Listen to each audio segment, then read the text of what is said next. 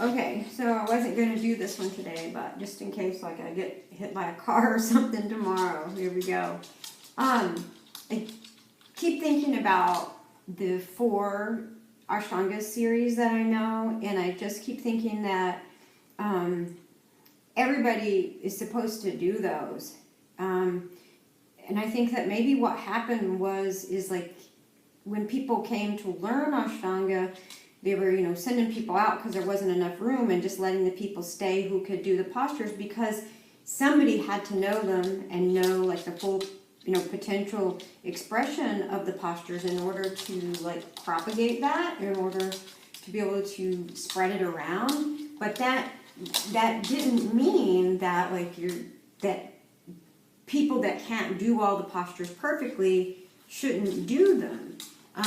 Because I think what it is, I really think that the Ashtanga series are a set of prayers that you're doing with your body. That's why we always do the same ones, Other yoga, they do all kinds of other things and combine things different ways, and maybe the teacher teaches a different class every time, and all of that has its value.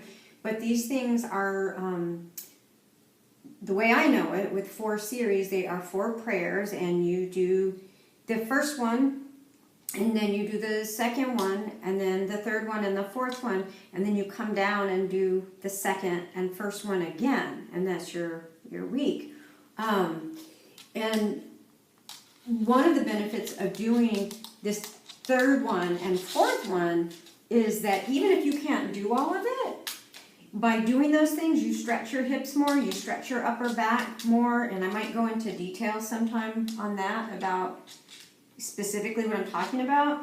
But you do, whether you can do them perfectly or not, you do. And so then when you step back down, and that second day that you do second series, you can do it more fully. You can do it more to a higher, you're developing your potential to do it better, and primary series as well. So I think that's everything that I really wanted to say about it. I hope so.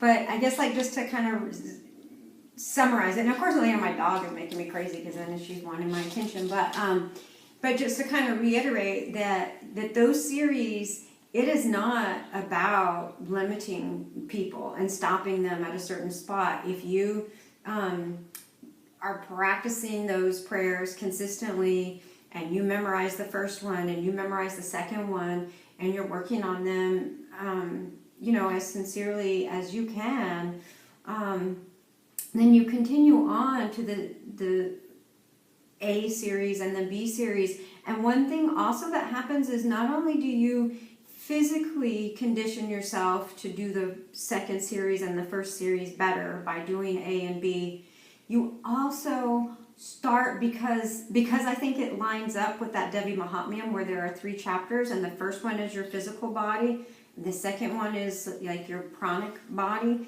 and the third one is wisdom. So primary series is Mahakali, just like the first episode of the Mahatmyam is Mahakali. Second series is Mahalakshmi, just like the second episode of the Mahatmyam.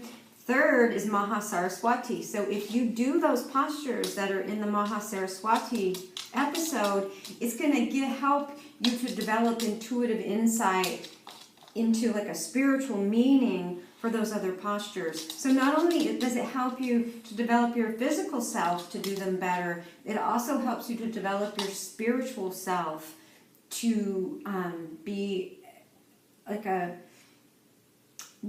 have a deeper bhakti, a deeper devotion to it. I think that is all of it. Okay.